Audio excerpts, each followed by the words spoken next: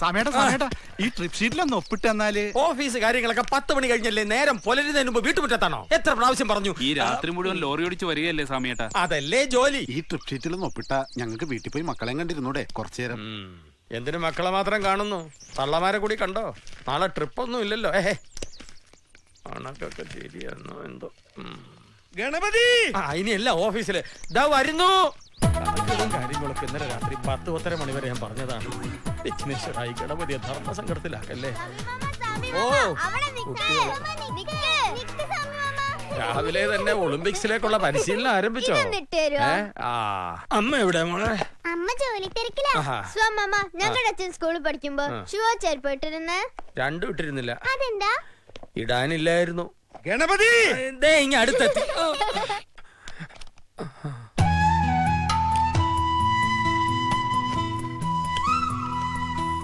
മുന്നിലെത്തി. ഓ അവതരിച്ചോ ഗണപതി? ഞാൻ പതിവിൽ 1.5 minute നേരത്തെയാ. പപ്പേട്ടന് 1.5 minute നേരത്തെ ഉടർന്നോണ്ടാ അങ്ങനെ തോന്നിയത്.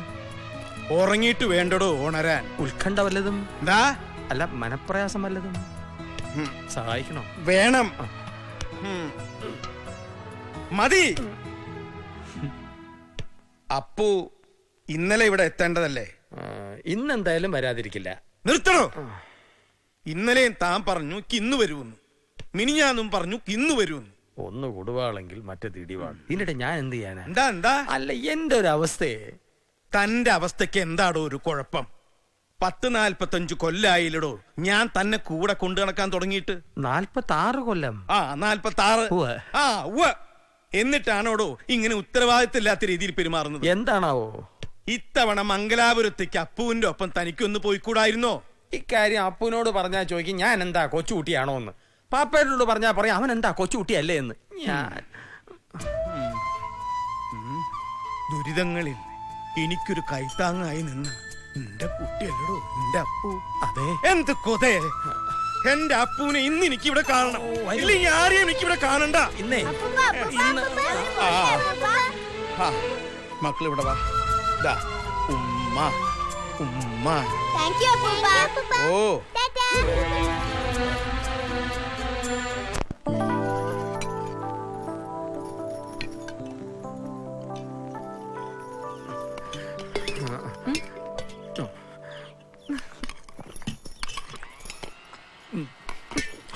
ഇപ്പൊ തൃപ്തിയായി ശ്രുതി. ചൂടുവെള്ളം ഉണ്ടായിരുന്നല്ലോ. നാളെയും വരുമല്ലോ, അപ്പോഴാകാം. പപ്പേട്ടൻ കുടിപ്പിച്ച വെള്ളം മതിയായില്ല, അതിന്റെ ബാക്കിയായത്. മൂപ്പർക്ക് പ്രഷറിന്റെ ഗുളി കൊടുത്തില്ലേ? കൊടുത്തു. അപ്പൊ വിളിച്ച കാര്യം പറഞ്ഞില്ലേ? പറഞ്ഞു. എന്നാ ചങ്ങായിക്ക് ഒന്നും ഏശിട്ടില്ല. എന്റെ കുട്ടിയെ ഒറ്റയ്ക്ക് അയച്ചില്ലെന്ന് പറഞ്ഞ് എന്നിട്ടിതേ ഒരൊറ്റ കൊടച്ചില്ല. ഡീം കിട്ടി. ഇന്നലെ എന്ന് പറഞ്ഞാൽ നാളെ കാണുന്ന ഒരു മോനും, ഇന്നെന്ന് പറഞ്ഞാൽ എന്നെന്ന് ചോദിക്കുന്ന ഒരു അച്ഛനും. പോരെ, എന്റെ നാവ് ചൊറിഞ്ഞു വന്നതാ. കല്യാണി മീനാക്ഷിയും വന്നോട്ട് രക്ഷപ്പെട്ടു. ഇല്ലെങ്കിൽ എന്റെ വായിന്ന് വല്ലതും കേൾക്കേണ്ടി വരുമായിരുന്നു. 40-45 കൊല്ലം കൊണ്ട് പറയാത്തതാ ഇനിയിപ്പോ. വമ്പത്തരം പറയല്ലേ സാമീട്ട? എവിടെ ആ മുഖത്ത് നോക്കി മറുത്തൊരു വാക്ക് മരിക്കോളം മിണ്ടാൻ പറ്റും എനിക്ക്? ഈശ്വരന് നേരെ താഴെ ആ മനസ്സിലാ മനുഷ്യൻ. ഓ, ഉണർന്നു. ഹലോ. പുട്ടെടുക്കട്ടെ. Hello hello. അല്ലാതെ ഗണപതിയുടെ ഫോണിൽ ബ്രഹ്മാവിനെ കിട്ടുമോ? ഗണപതിയാണ്. അപ്പൊ സ്ഥലത്തില്ല, മംഗലാപുരത്താണ്. ലീല കോളനിയിലോ? അടിച്ചു പൊളിക്കടാ. ഞങ്ങൾ കുറെ പാവങ്ങൾ വീടും കുടുംബമായിട്ട് കഴിയുന്ന ഈ കോളനിയിൽ ഇത് പൊളിക്കരുത്. ഇവിടെ താമസ പലരും ഒഴിഞ്ഞു പോകാൻ തയ്യാറാണല്ലോ. നിനക്ക് മാത്രം എന്താ? ഇവർക്കൊക്കെ ശിവേട്ടൻ കൈ നിറയെ കാശും കൊടുത്തല്ലോ. കുറച്ച് ആൾക്കാർ കരിങ്കാലിപ്പണി ചെയ്തൊന്നും കരുതി ഇത് ഞങ്ങൾക്ക് ഇഷ്ടമാണ് തന്നതാ. പപ്പ മുതലാളി അപ്പുവേട്ടൻ ഇവിടം വിട്ട് ഞങ്ങൾ എവിടേക്കും പോവില്ല. കാശ് കിട്ടിയാൽ എന്താ ഒഴിഞ്ഞു പോയിക്കൂടെ? ഞങ്ങൾ എന്തായാലും ഒഴിഞ്ഞു പോകാൻ തീരുമാനിച്ചു കഴിഞ്ഞു. അതല്ല നന്ദിയില്ലാത്ത നായിഞ്ച മോനെ. നിന്റെ കെട്ടിയോക്ക് പ്രസവവേദന വന്ന് കടപ്പുറ ആസ്പത്രിയിൽ ഡോക്ടർമാര് തിരിഞ്ഞു നോക്കാതെ കടന്നപ്പം അവിടെ ഒരു അപ്പട്ട് ഉണ്ടായിരുന്നുള്ളൂ. മനുഷ്യനായാൽ നന്ദി വരണം. ഇനിയും മുന്നോട്ട് വന്നാലുണ്ടല്ലോ ഞങ്ങളുടെയൊക്കെ നെഞ്ചത്തൂടെ വേണ്ടി വരും പോവാൻ. നിന്റെയൊക്കെ നെഞ്ചെന്താടാ? പാളയറോടോ? അതേടാ പാളയറോടാ. എന്താ കേട്ടിട്ട് പോണോ വാസോ? പൗലോസേ, അഭ്യാസത്തിൽ നിൽക്കാതെ മാറിക്കോ. വന്നെങ്കിൽ ഈ പണി തീർത്തിട്ടേ പോകൂ. ഞങ്ങള് മാറവിടുന്ന്.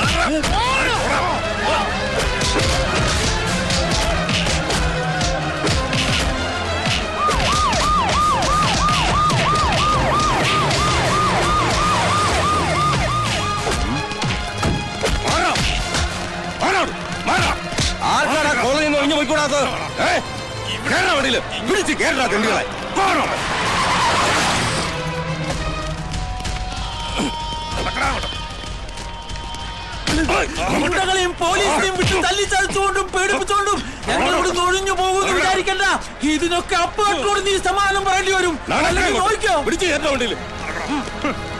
ഒളിച്ചു മാറ്റാ.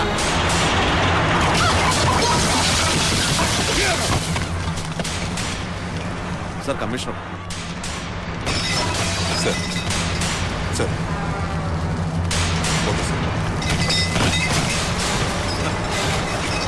ആ നിർത്ത്. ഉണ്ട ചോറിന് നന്ദിയില്ലാത്തവനാ ഞാനൊന്ന് പറയില്ലേ സാറേ. എന്താണോ? കമ്മീഷണറുടെ കോളാ വന്നത്. കോളനി വിളിക്കൽ നിർത്തിവെക്കാൻ. നിർത്തിവെക്കാനോ? അതെ, സാറിനോട് കമ്മീഷണറെ ഒന്ന് കാണണമെന്ന് പറഞ്ഞു.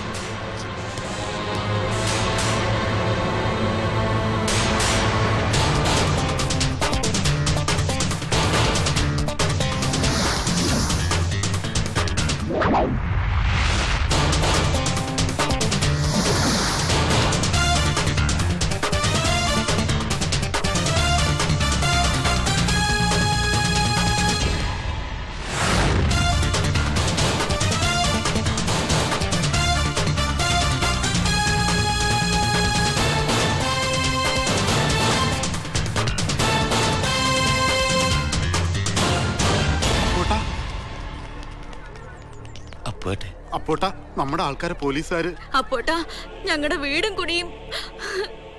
ദൈവം കാവലുണ്ട്. പുതിയ ആളാ. ലീലാ ഗ്രൂപ്പിലെ അപ്പു, പപ്പം മുതലാളിയുടെ മൂത്ത മകൻ. ഞാൻ അപ്പു. വന്നത് പരാതി വല്ലതും ആണെങ്കിൽ ഒരു കഷ്ണം വെള്ളക്കടലാസിലും എഴുതി തന്നാ മതി. അങ്ങനെ എഴുതി അവതരിപ്പിക്കാൻ മാത്രമുള്ള പരാതിയൊന്നും ഇല്ലല്ലോ. എന്നാ പോവാ. ഇവിടാ പോവാ. അവരെ ഞാനാ അവിടെ കൊണ്ടുവന്നത്.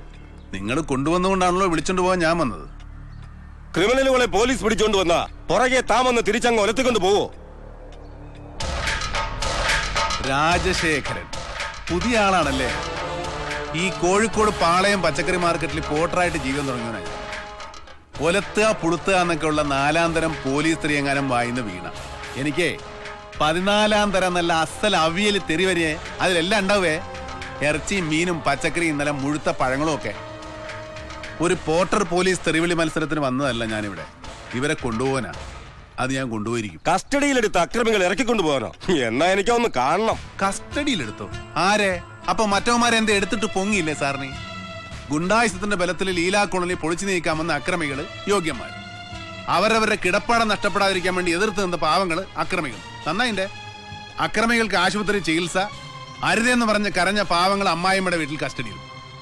ശിവന്റെ കാശ് വാങ്ങി പോക്കറ്റിലിട്ട് കളിക്കാൻ നിൽക്കില്ല മാഷേ. 8-ാം ക്ലാസ്സിൽ വിദ്യാഭ്യാസം നിർത്തി ചുമടെടുക്കാൻ തുടങ്ങിയതിനിഷ്ട. ഇംഗ്ലീഷ് ഒന്നും ഈ ചെവിയിൽ അങ്ങനെ സൈസാവൂല, കേറൂല. നിർബന്ധാച്ചാ വീട്ടിൽ പെണ്ണുങ്ങൾ പഠിച്ചാണെങ്കിൽ അവിടെ ഒന്ന് സൈസാക്കി നോക്ക്, ചിലപ്പോ കേറും. ഇംഗ്ലീഷേ അധിക പ്രസംഗം വേണ്ട. ഇത് പോലീസ് സ്റ്റേഷനാ. സാർ എത്ര കാലമായി കസബ പോലീസ് സ്റ്റേഷൻ കാണാൻ തുടങ്ങിയിട്ട്? ഈ അടുത്ത കാലം മുതലല്ലേ? 10-17 വയസ്സ് മുതൽ ഞാൻ കയറി ഇറങ്ങാൻ തുടങ്ങിയതാ. പോലീസുകാരത് അടിപിടിക്കാനല്ല, അധിക പ്രസംഗം, അടിപിടി, അക്രമം, കത്തിക്കുത്ത് മുതലായ കേസുകളിൽ പെട്ടിട്ട് നിങ്ങളെ പോലെയുള്ള ഒരു പെടുത്തിയിട്ട്. പിന്നെ അടുത്ത കാലം മുതൽ ഇവർക്കൊക്കെ വേണ്ടിട്ട്. മിസ്റ്റർ, നിങ്ങൾ ഈ കാണിക്കുന്ന പോക്കുരിത്തരത്തിന്റെ ഗൗരവം പിന്നെ മനസ്സിലാവും. അറിയാം. ഇപ്പൊ ഇത് എന്റെ കണക്കിൽ വെച്ചേക്ക്. ഇതിൽ നിന്നുണ്ടാകുന്ന കൊടക്കടി ഞാൻ സഹിച്ചു. സമി, ആ കടലാസങ്ങൾ കൊടുത്തേ. നേരായ വഴിക്ക് ഇവരെ ഇറക്കിക്കൊണ്ടു പോകാനാ ഞാൻ വന്നത്. അതിനെതിരെ നിന്നാ നമ്മൾ രണ്ടാളും സൂയിപ്പിലാവും. എന്തിനു വെറുതെ കച്ചറ? ഹലോ ഹലോ, ഉണ്ടല്ലോ, കൊടുക്കാം. കമ്മീഷണർ രവിശങ്കർ. നമസ്കാരം സാർ. ശിവനോ? അവൻ അവിടെ തന്നെ ഉണ്ടാവുമെങ്കിൽ ഞാൻ വരാം. ശരി സാർ. നിങ്ങളുടെ അച്ഛമ്മ ഒരുമിച്ച് ബിസിനസ് ചെയ്യുന്ന കാലത്ത് വാങ്ങിയ സ്ഥലം, അതിൽ ഇവരുടെ വിഹിതം അവിടുത്തെ പാവങ്ങൾക്ക് ഇഷ്ടദാനം നൽകി. അതൊരു വലിയ കാര്യമല്ലേ മിസ്റ്റർ ശിവൻ? ആയിക്കോട്ടെ, പക്ഷേ എനിക്ക് അവകാശപ്പെട്ട എന്റെ സ്ഥലത്ത് എനിക്ക് കൺസ്ട്രക്ഷൻ തുടങ്ങണം. ആ കോളനിയുടെ പുറകെ ഞാൻ എന്ത് ചെയ്തിട്ടുണ്ടാ? ഞങ്ങളുടെ ലാൻഡിലേക്കുള്ള വഴി മുടക്കിയാണ് ആ തെണ്ടി കോളനി അവിടെ ഇരിക്കുന്നത്. തെണ്ടി കോളനി അല്ല, ലീലാ കോളനി. അതവിടുന്ന് മാറ്റാൻ എന്തും ഞാൻ ചെയ്യും. കണ്ടല്ലോ വമ്പത്തരം. മാന്യായിട്ട് പ്രശ്നങ്ങൾ പറഞ്ഞു തീർക്കാൻ നിങ്ങൾ പറഞ്ഞുകൊണ്ടാണ് ഞാൻ വന്നത്. അല്ലാതെ കണ്ണി കണ്ടിടത്തൊക്കെ ഞങ്ങളുടെ കുടുംബത്തെ അച്ഛനെയും പുലിയായിട്ട് പറഞ്ഞു നടക്കുന്ന ഇവരുമായിട്ട് വർത്തമാനത്തിരിക്കാൻ മാത്രം മണ്ടനല്ല ഞാൻ. ഇതങ്ങനെ പറഞ്ഞു തീരെയില്ല. പിന്നെ എങ്ങനെ തീർക്കാനാ ഉദ്ദേശം? ശിവൻ എങ്ങനെ തീർക്കണം അങ്ങനെ തീർക്കാം, പറഞ്ഞു തീർക്കാം, തല്ലി തീർക്കാം, പൊളിച്ചു തീർക്കാം. ഇനി ഒന്നായിട്ട് അങ്ങനെ തീർക്കണമെങ്കിൽ അങ്ങനെയും ചെയ്യാം. ഞാൻ എല്ലാത്തിനും റെഡി. പൊളിച്ചു തന്നെ തീർക്കാം. കാശ് കൊടുത്താൽ ഒഴിഞ്ഞു പോകാൻ കോളനിക്കാർ തയ്യാറായാൽ പിന്നെ അത് പൊളിക്കാൻ എനിക്ക് ആരുടെയും സമ്മതം വേണ്ടല്ലോ. വിവരക്കേടാണ് ശിവ. കാശെന്ന് കേൾക്കുമ്പോ കണ്ണു മഞ്ഞളിക്കുന്നതും വാല് ചുരുട്ടുന്നതും നിങ്ങളെ പോലുള്ള പണക്കാരാ. കാശിനേക്കാൾ ആത്മാഭിമാനത്തിന് വില കൽപ്പിക്കുന്നവരാ കാടിയാണെങ്കിലും മൂടിക്കുടിക്കുന്ന പാവപ്പെട്ടവർ. പട്ടിണിയും പരിവട്ടവും അനുഭവിച്ച് നടന്ന കാലത്ത് അവിടെ ഒരു കൂരപ്പുരയിൽ ഞാനും എന്റെ അച്ഛനും അമ്മയും കൂടെ താമസിച്ചിട്ടുണ്ട്. ഞങ്ങൾ ആ സ്ഥലം അവർക്ക് ഇഷ്ടദാനം കൊടുത്തപ്പോ അവരെന്റെ അമ്മയുടെ പേരാ ആ കോളനിക്ക് വിളിച്ചത്. അത് ആ പേരിൽ അവിടെ തന്നെ കാണും. ശിവനൊരു കാര്യം ചെയ്യും, നിങ്ങൾ ആ സ്ഥലം വിൽക്കാൻ തീരുമാനിക്കും. പൊന്നും വിലക്ക് ഞാൻ എടുത്തോളാം, പൊന്നും വിലക്ക്. ഞങ്ങൾ എന്നും വിൽക്കേണ്ടവരും നഷ്ടപ്പെടേണ്ടവരും, ലീലാ ഗ്രൂപ്പ് എന്നും വാങ്ങുന്നവരും നേടുന്നവരും ഒരു തരിമണ്ണി ഞാൻ വിട്ടുതരില്ല. അവിടെ ഞാൻ ഉദ്ദേശിച്ചത് നടക്കും, നടത്തിയിരിക്കും.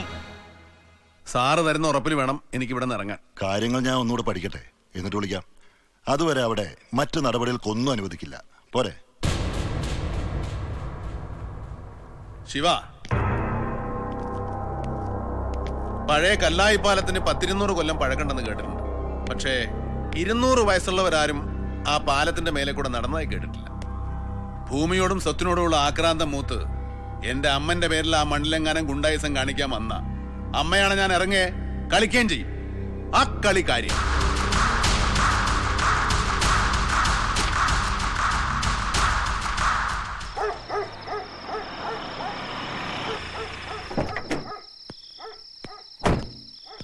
എല്ലാരും ഉറങ്ങിയോ?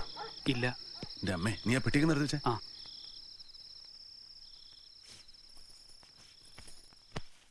അല്ല, നീ ഉറങ്ങിയില്ലേ? ഉറങ്ങിയ ആൾ ഇങ്ങനെ നിന്ന് തുണി മടക്കോ? മക്കൾ ഉറങ്ങിയോ?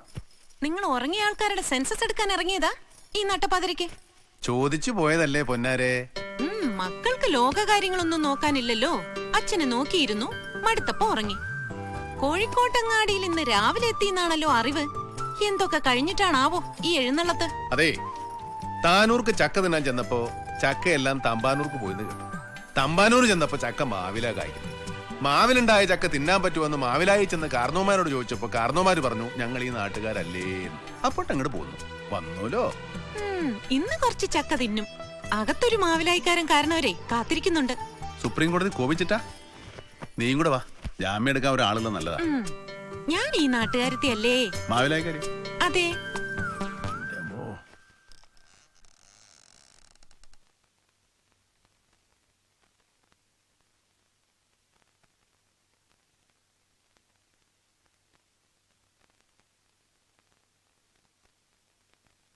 നിക്ക, കണ്ണടച്ച് കിടക്കുന്നതാ സന്തോഷം. കണ്ണിൽ പെടാതെ പോകാലോ അല്ലേ? അപ്പൊ കണ്ണടയുന്നതാ ഇഷ്ടം. അതെ, ടൗണിൽ വന്ന് ഇറങ്ങിയപ്പോ ഒരു 100 കൂട്ടം പ്രശ്നങ്ങളാ. പൂരത്തിനൊടുവിലാ വെടിക്കെട്ട്. അതൊരു ചടങ്ങ, കാര്യമുള്ള കാര്യമൊന്നുമല്ല, ഒരു രസത്തിന് എന്ന പോലെ ഉള്ളൂ അച്ഛൻ. എല്ലാം കഴിഞ്ഞിട്ട് ഒടുവില് രസത്തിനൊരു കാണല് അല്ലടോ. അച്ഛനൊന്ന് എണീറ്റിരിക്കണം. എന്തിനാ? എന്റെ നടുമോന്ത് നോക്കി 2 പൊട്ടിക്കാൻ.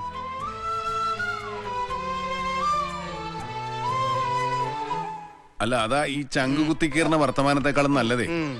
അല്ലടോ, എനിക്കൊരു സംശയം. ഈ രാത്രിയിലോ? അല്ലാതെ പകല് സംശയിക്കാൻ നിന്നെ കിട്ടിയിട്ട് വേണ്ടേ? സംശയം എന്താന്ന് പറഞ്ഞില്ല. നിനക്ക് ഉത്തരവാദിത്വം കൂടി കൂടി ഒരു അന്തം കിട്ടാതാവുന്നുണ്ടോ? വല്ലതും കഴിച്ചോ? അല്ല, ഇന്ന് രാത്രി അച്ഛന്റെ ഭക്ഷണം ഞാനാണോന്ന് അറിയാനാ. എടോ, ഞാൻ കാര്യായിട്ട് പറയാ. ഇനിയെങ്കിലും നീ നിന്റെ ഈ നാട്ടുകാര്യങ്ങളൊക്കെ ഒന്ന് കുറയ്ക്കുക. അതൊക്കെ ഏൽപ്പിക്കാൻ 100 ആളുണ്ടല്ലോ നമുക്ക്. അതായത് ഞാൻ വിളിച്ച വിളിയേക്കുന്ന സ്ഥലത്ത് ഉണ്ടാവണം നീ, അത്ര തന്നെ. ചെന്ന് വല്ലതും കഴിച്ച് കിടക്കാൻ നോക്ക്. നിറഞ്ഞല്ലോ. പോടാ.